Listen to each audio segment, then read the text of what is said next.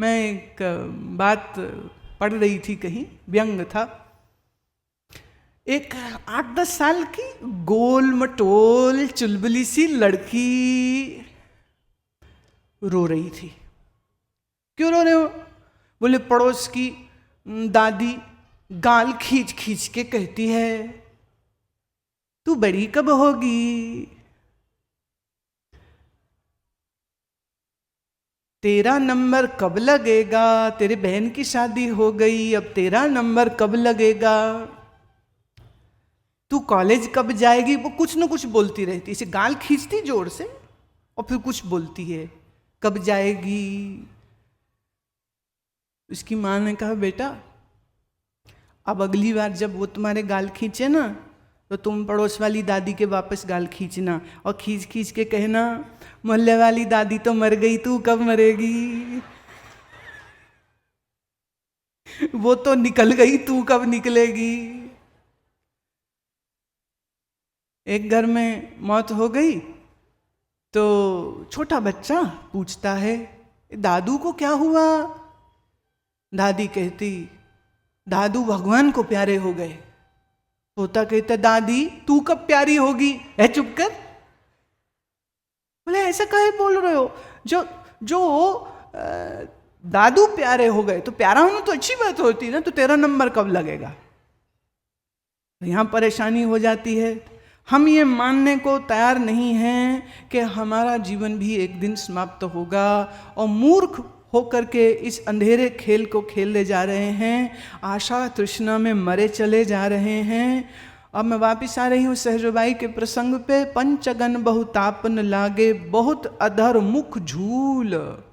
पंचअग्नि जला करके योगी बैठ गया, तपस्या करता है और अपने शरीर को इस तपो अग्नि में, बाहर की अग्नि में तपा रहा है। बहुतक दौड़े 68 तीर्थ, ज्ञान गली गए भूल। अब ये तीर्थ चले जाओ, अब ये तीर्थ चले जाओ, अब ये तीर्थ चले जाओ। तीर्थों में भागता फिरता है, लेकिन अपने अंदर ज्ञान की गली में कैसे जाया जाता है ये वो भूल गया।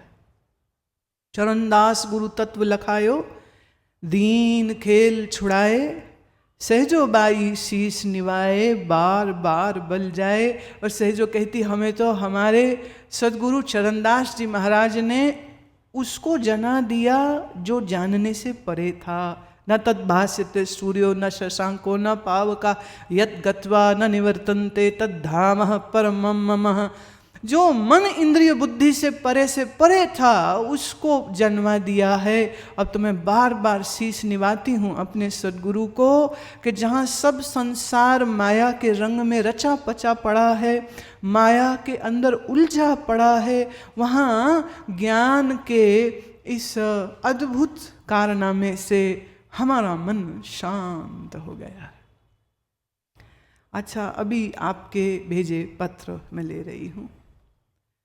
कल के सत्संग में आपने बताया कि मन के भ्रम दूर होते हैं सत्संग में, हमारा मन भ्रमित है, इसको हम किस उपाय से प्रभु की ओर लगावें कि प्रभु हमें हमारे अपने लग जाएं।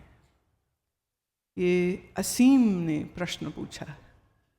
देखो, इसीलिए मैंने बात ये प्राणायाम की करी है, मंत्र जप स्वयं करने की कही है, क्योंकि जब तुम रोज रोज इस तरह बैठने लग जाओगे तो शनै शनै धीरे धीरे अंतर रस आ गया। यूं समझो, जब तक तुम्हें अंतर नाम का रस नहीं मिला तब तक मन भटकेगा। जिस दिन भीतर ध्यान का, नाम का रस मिल गया, उस दिन से तुम्हारी बाहर की दौड़ भाग अब ऑटोमेटिकली कम हो जाएगी। इस दुनिया में कौन है जिसको आनंद नहीं चाहिए? है कोई ऐसा? Those who believe in God, those who don't believe in God, theist or atheist or agnostic, everybody is seeking happiness, everybody is seeking joy। और ये आनंद तुम तुम्हारे मन से ही प्राप्त कर सकते हो। सिर्फ कुछ देर अपनी इंद्रियों को संकोचित करिए, माने आंख बंद हो जाए, कान बाहर का कुछ सुनना ना चाहे, मुख बंद हो जाए, श्वास गहरा चले और भीतर भीतर। अच्छा, आज एक छोटा सा आपको हम प्रैक्टिस करने के लिए एक चीज देते हैं। अच्छा एक बात बोलो, तुम अभी आंख बंद करो तो मैं तुम्हें कहूं अपने बेटे की शक्ल आंखों के आगे लाओ, तो आएगी कि नहीं आएगी? आपको कहूं आपके पतिदेव की चेहरा आंखों के आगे लाओ, तुम ले आओगे, देखते हो उनको रोज। ठीक वैसे ही आंख बंद करिए और ठीक इस भ्रू मध्य, this centre of the forehead, in between this two eyebrows में, इस जगह में आप सुनहरे ओम को देखिए, अथवा सुनहरी रंग में लिखा वाहिगुरु देखिए, अथवा गोल्डन कलर्ड मंत्र राम, जैसे राम यहाँ लिखा गया और वो सुनहरी अक्षरों से किरणें निकल रही हैं। अब ये कल्पना है, ऑटो सजेस्शन है, आपकी धारणा है, आपकी इमेजिनेशन है। लेकिन अगर आपने इसको कर लिया तो शुरू शुरू में थोड़ा धुंधला रहेगा, आएगा जाएगा आएगा जाएगा, लेकिन जस्ट कीप इट फोकस्ड। आपके इष्ट कृष्ण हैं, काली हैं, या राम हैं, या गुरु नानक देव हैं, या बुद्ध हैं, जो भी हों, आप उनका भी चेहरा आंख बंद करके यहाँ ला सकते हैं। और थोड़े देर के लिए श्वास को बहुत संभालने की ज़रूरत होती है। इन प्रैक्टिसेस में श्वास को गहरा लेना होता है, silent, soft and without any jerk. गहरा श्वास हो, लंबा श्वास हो और उसमें झटका कोई नहीं आए। और अगर आप रात्रि को करेंगे ना, इसको रात्रि को अगर करें बाहर लाइट सब ऑफ करके, तो भी और भी अच्छा होगा। अब अगर मन ज़्यादा हिलजुल है, ज़्यादा परेशानी में है, कुछ घर बार का इधर उधर का मन में क्या बोले ना, कचरा वचरा गिर गया, तो पहले कचरा साफ कर लो। कैसे?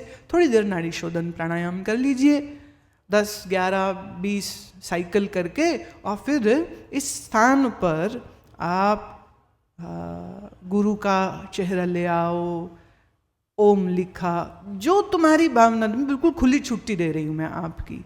काली माँ की 2 बड़ी बड़ी आंखें, हाँ, मुकुट सहित, वो चाहो तो वो ले आओ। तो अगर आप इतना भी करने लग जाएं और साथ में मंत्र चले। कल मैं, चूंकि आज बहुत सारे पत्र हैं ना, तो इसलिए मैं चाह रही हूँ कि उनके उत्तर दे लूँ। लेकिन कल जो शाम का सत्संग होगा, उसमें पहले मैं मंत्र का प्रयोग कैसे करना चाहिए, ये अभ्यास यहीं पंडाल में सबको कराएंगे, ताकि बाद में पता नहीं ना मुझे भरोसा कैसे करूं तुम्हारा, करो नहीं करो, इसलिए सामने सामने कराएंगे। और सामने सामने करने का ये भी हो सकता है प्रताप, कि अगर एक अच्छा अनुभव आ गया, मन शांत हो गया, मन को सुखानुभूति हो गई, तो तुम अपने आप रोज बैठने लग जाओगे। मुझे कहने की आवश्यकता नहीं है, क्योंकि मन सुख ढूंढता है ना, और सुख भीतर से मिल जाएगा। तो अभ्यास करने की बहुत आवश्यकता है। You need to sit down to do it. पूछा है शंभुनाथ मंडल ने, भ्रू मध्य में हमेशा स्थिर सुख स्पंदन की अनुभूति बनी रहती है, यह क्या आत्मा में गुरु बुद्धि है या एकाग्रता है या कुछ और?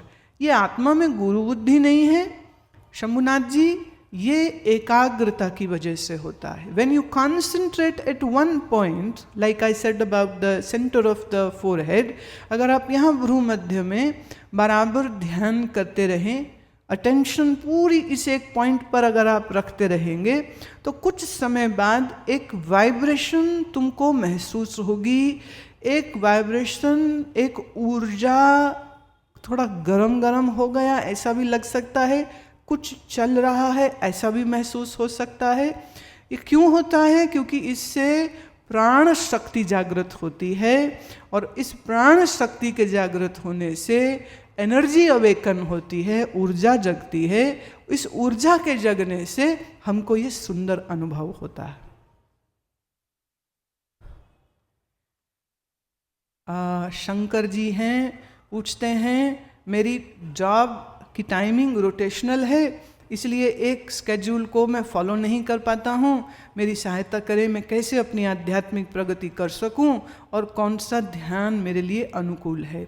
शंकर, एक बात, जो लोग कभी दिन में ड्यूटी है कभी रात में ड्यूटी है, मैं उनकी तकलीफ़ समझती हूँ। उनके लिए मैं यह छुट्टी देती हूँ कि अगर रात की ड्यूटी चल रही है, घर वापस आएँ, 5 से 6 घंटे सो जाइए, स्नान करिए और कुछ खा के हल्का फिर बैठ जाइए। अगर आपकी ड्यूटी दिन की है तो रात को कर लीजिए। एक ने पूछा, एक शराबी ने दूसरे शराबी से पूछा, पीने का बढ़िया टाइम कौन सा होता है? शराबी ने क्या जवाब दिया? कह रहे जहां मिली बोतल वही टाइम अच्छा होता है। शायर कहता है, पीने दे मुझे शराब मस्जिद में बैठ के ए मुल्ला, नहीं तो ऐसी जगह बता दे जहां खुदा नहीं है। पीने वाला कहता कहीं भी बैठूं तो पीऊं मैं। ऐसे ही साधना, ग्रस्त है, जॉब करते हैं, रोटेशन में है, नो प्रॉब्लम, तो अलग टाइम में करें, आपको निश्चय ही सफलता बनेगी। और क्या करें? तो इसके लिए अभी मैंने कहा ना, नाड़ी शोधन प्राणायाम करो और शंकर कुछ समय पर प्रणव ध्यान करिए। ये जो प्रणव ध्यान है अथवा जो मंत्रों की मैंने बात करी है, इनकी सीडी बनी हुई है जो आपकी सहायता के लिए बाहर स्टॉल पर उपलब्ध है, वो आप ले जाइए। राम मंत्र है, शिव मंत्र है, वाहेगुरु मंत्र है, हाँ, इन मंत्रों और श्री कृष्ण के मंत्र है, जिससे थोड़ी सहायता ये रहती है। अब आंख बंद करी और सीडी कर दी ऑन, आवाज़ आ रही है, आप सुन रहे हैं, तो एक सहारा मिल जाता है मन को। जैसे नया नया बच्चा चलना सीखे तो हम उसे वॉकर दे देते हैं, ठीक है? जब अपनी टांगों में ताकत आ गई तब थोड़ी, अब तुम वॉकर में आए थे क्या यहाँ कि चल के आए हो? जब चल के आए तो वॉकर में थोड़े ना आवेंगे, फिर बच्चे को हम बैठाते हैं। तो सीडी जो है बाहर से थोड़ी सपोर्ट कर देती है। एक दफ़े आपको मन टिकाना आ गया तो किसी सीडी की भी ज़रूरत नहीं, बिल्कुल मस्त होकर के बोले तूने आंख बंद की कायनात सो गई, हुस्न खुद पसंद है दिन से रात हो गई। आंख बंद करी, हमारी रात अभी चालू हो गई, हमें रात की इंतजार कहाँ? तो ऐसे साधक के अंदर एक ऐसी स्थिति आ जाती है जब बाहर न मंत्र, न माला, न प्राणायाम, किसी चीज़ की ज़रूरत नहीं रहती। और तो और आँख खुली हो तो भी ध्यान, आँख बंद हो तो भी ध्यान। हाँ? प्रश्न है वाणी का, ध्यान में मन चुप हो जाने के बाद, शरीर शिथिल, दृष्टा भाव में आने के बाद आगे कुछ नहीं हो रहा, थोड़ी देर बाद आंखें खुल जाती हैं, कहाँ गलती हो रही है? देखिए, दृष्टा भाव आपका स्थित हो गया है, ये आप मान रही हैं, पर क्या वाकई में? Is it really happening? मन का शिथिल हो जाना बड़ी बात नहीं है, और शरीर का शिथिल होना बड़ी बात नहीं है। और जिसको आप कह रहे हो ना दृष्टा भाव, मन में बनाया है, और मन में भावना बनती है और टूटती है, बनती है और टूटती है। तो दृष्टा का भाव नहीं बनाना होता, मैं दृष्टा हूँ, ये निश्चय में आने की आवश्यकता होती। तो उसके लिए अभी हमने एक पुस्तक दी है, आत्मबोध, अंग्रेजी में नो दाई सेल्फ। अगर हो सके तो ये पुस्तक को थोड़ा पढ़िए, तो दृष्टा क्या होता है, दृष्टा की दृष्टि क्या होती है, ये सब आपको समझ लगेगी। तो थोड़ा अच्छे से क्लैरिटी के साथ आप अपनी साधना में जुड़ेंगे। पूछा है शुभ्रदीप भाटिया ने, when basically the universe is one, what is the cause behind creation of different individuality, different ego? जब सारा सृष्टि एक ही है तो पूछते हैं ये अलग अलग व्यक्तित्व क्यों हैं, अलग अलग अहंकार क्यों हैं? एक ही कह सकती हूँ बात, पगला गाछ वृक्ष है ना यहाँ बोटेनिकल गार्डन में, मैं कहा ये क्या मतलब हुआ? बोले एक पत्ता दूसरे से नहीं मिलता, वृक्ष पागल हो गया है, हर नया पत्ता, नया डिजाइन, नया शेप, नया रूप। तो कह लो प्रकृति का यह कारनामा है। हम सब एक जैसे होते तो कोई अच्छी बात होती क्या? तो ये भिन्न भिन्न वैरायटी जो बनाई है प्रभु मेरे ने, ये वैरायटी इसीलिए है ताकि देखो एक सी ही शक्ल हो। मेरे को एक बार ताइवान जाने का मौका मिला। ताइवान और चाइनीज़ काफ़ी सिमिलर शक्ल होती है। तो एक मिला, एक गया, दूसरा आया, तीसरा गया, चौथा गया। मैंने ना बाद में कहा, मैं कहीं पहचान कैसे करे, सबकी शक्ल एक सी है। छोटी छोटी आँख है, एक से बाल के कट सबके, लड़कियां सबके ऐसे इतने लंबे लंबे, एक से कट मतलब फ्रिंज कट, और इतने इतने लंबे बाल, सब एक से पतले। मैं तुमको पता कैसे चलता है ये कौन है और ये कौन है? तो रोज रोज देखते देखते धीरे धीरे उनकी शक्लों का भेद समझ लगा, स्वभाव, वाणी। अरे ये वैरायटी में तो ब्यूटी है प्यारे, नहीं तो बड़ी मुश्किल हो जाती। ये प्रकृति की भिन्नताएं ही तो प्रकृति को सुंदर बनाती। अच्छा, मुझे अभी स्मरण आ रहा है, मन्ना डे साहब ने इस भजन को गाया था और कंपोजिशन एस.डी. बर्मन साहब का है। हाँ, सुनो इसको तो। ऊपर गगन विशाल, एस.डी. साहब। ऊपर गगन विशाल, नीचे गहरा पाताल, बीच में धरती, वाह मेरे मालिक तूने किया कमाल। ऊपर गगन विशाल, ऊपर गगन विशाल, नीचे गहरा पाताल, बीच में धरती, वाह मेरे मौला तूने किया कमाल। तूने किया कमाल, तूने किया कमाल, तूने किया कमाल, तूने किया कमाल, तूने किया कमाल है मौला, तूने किया कमाल, तूने किया कमाल है मौला, तूने किया कमाल। ऊपर गगन विशाल, ऊपर गगन विशाल, नीचे गहरा पाताल, बीच में धरती, वाह मेरे मौला तूने किया कमाल, मौला तूने किया कमाल। एक फूंक में रच दिया तूने, सूरज अगन का गोला, सूरज गगन का गोला, एक फूंक में रचा चंद्रमा, लाखों सितारों का टोला, लाखों सितारों का टोला। ये पानी, आग और शोला, ये बादल का उड़न खटोला, जिसे देख मेरा मन डोला। सोच सोच मन करे अचंबा,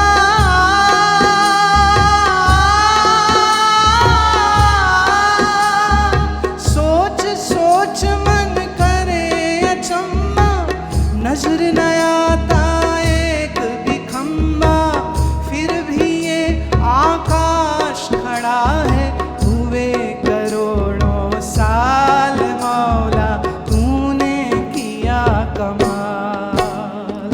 ऊपर गगन विशाल, गाइए। ऊपर गगन विशाल, ऊपर गगन विशाल, ऊपर गगन विशाल, नीचे गहरा पाताल, बीच में धरती, वाह मेरे मौला तूने किया कमाल, मौला तूने किया कमाल।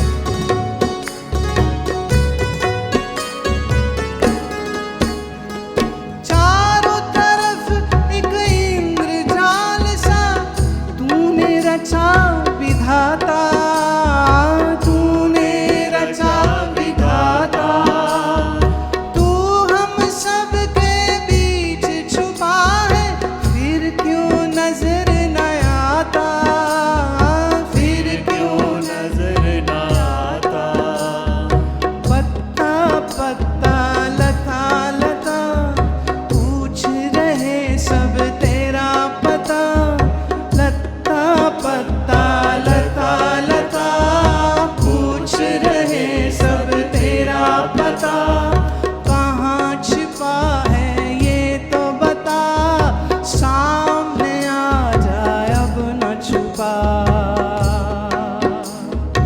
एक बार तो झलक दिखा जा,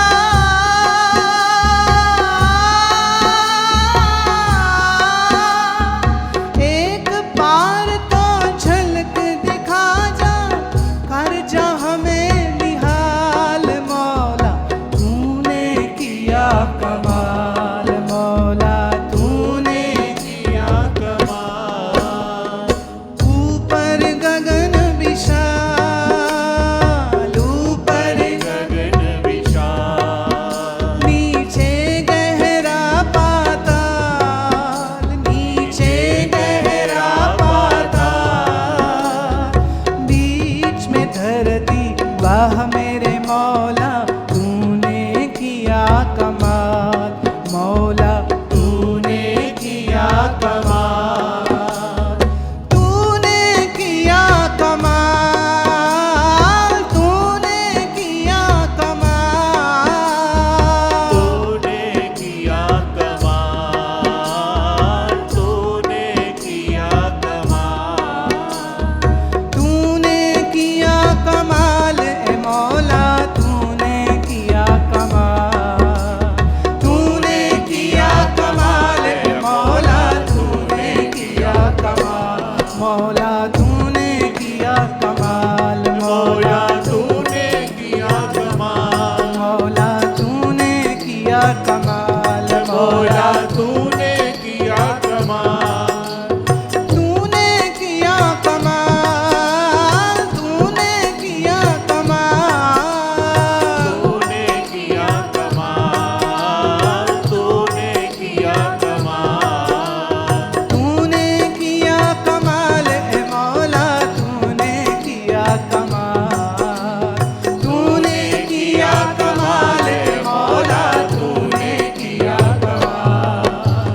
ऊपर गगन विशाल, ऊपर गगन विशाल, नीचे गहरा पाताल, बीच में धरती वाह मेरे मौला, तूने किया कमाल मौला, तूने किया कमाल मौला, तूने किया कमाल मौला, तूने किया कमाल मौला, तूने किया कमाल मौला, तूने किया कमाल मौला, तूने किया कमाल, मौला तूने किया कमाल मौला, तूने किया कमाल मौला, तूने किया कमाल मौला, तूने किया कमाल मौला, तूने किया कमाल मौला, तूने किया कमाल। रच दिया तूने अद्भुत प्राणी, जिसका नाम इंसान, जिसकी नन्ही जान के भीतर भरा हुआ तूफान, इस जग में इंसान के दिल को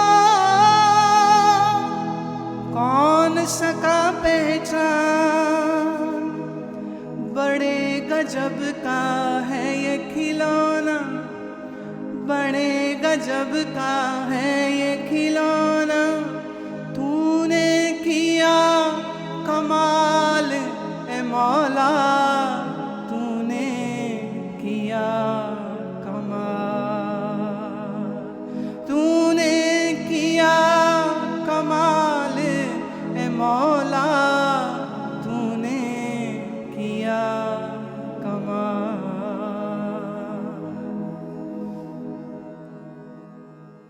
एस.डी. बर्मन साहब की इस रचना में, और इसको लिखा तो प्रदीप साहब ने, बहुत कमाल के शायर हुए। और एक समय ऐसा था कि मेरा ख्याल है हिंदी फिल्म इंडस्ट्री में कोई फिल्म पूरी नहीं होती थी जब तक भजन ना हो। हाँ, हमेशा होते थे। आजकल तो भजन क्या होता है, भजन भी फिल्मी गाने पे हो रहा होता है। सही में फिल्मी गाना चल रहा हो तो समझ नहीं लगती। एक जगह जगराता हो रहा था तो मुझे लगा मैं कोई पार्टी चल रही है, डांस हो रहा है। बोले नहीं, जागरण है। मैं जागरण है, मैं तो गाना लग रहा है। बोले बोल ध्यान से सुनिए। वो तो सुनता ही नहीं, भैण भैण भैण सब चल रहा होता है, बैंड उनका, ऑर्केस्ट्रा बैंड, तो शब्द तो सुनते ही नहीं। ये ईश्वर की अद्भुत अद्भुत लीला है कि तुम्हारे जैसा कोई नहीं है। तुम्हारे इस थंब प्रिंट जैसा प्रिंट किसी का नहीं है। तुम्हारी आई रेटिना का जो मार्क है उसके जैसा मार्क किसी का नहीं है। ये प्रकृति की अद्भुत लीला है, प्रभु की लीला है। अब भाई इस पे प्रश्न क्यों उठा रहे हो कि ऐसा क्यों है? ये तो उचित नहीं है। हाँ, प्रश्न है हैप्पी गुहा। अरे भाई तेरा तो नाम ही हैप्पी है। हैप्पी गुहा पूछते हैं, as soon as entering into this satsang pandal, I am feeling that I came under your custody and my eyes became full of tears with gratitude. Is it effect of affection as a माँ or as a संत? ये प्रश्न चिट्ठी आज हाथ में लगी, जिक्र मैंने इसका कल भी कर दिया था। कुछ भी समझ लो, इश्क वो आतिश गालिब जो लगाए न लगे और बुझाए न बुझे, ये तो प्रेम है, ये तो प्रेम है। ये प्रेम का अमृत दान है जो सत्संग में बैठे हुए व्यक्तियों को मिलता है। किसको कब मिलेगा मैं नहीं जानती हूँ, पर मैं बड़ी प्रसन्न होती हूँ जब कोई इस प्रेम से भीग जाता है। ये तो ईश्वरीय कृपा है बच्चे तेरे ऊपर, इसलिए तुम ऐसा महसूस करते हो। पूछते हैं ऐसे तो मौत से डर नहीं लगता। आसपास जब किसी का परिवार छूट जाए तो भी देख के डर नहीं लगता। पर मैं यह जानना चाहती हूँ कि अगर किसी का शरीर छूट जाता है तो आत्मा की आगे की यात्रा आरंभ होती है, उसमें हम क्या सहयोग दे सकते हैं? हमारे द्वारा भेजी गई कोई शुभ संदेश, जैसे भगवान इस आत्मा को अच्छी जगह जन्म मिले, इनकी आगे यात्रा सहज हो आदि, क्या ये सब करके हम कोई सहयोग देते हैं?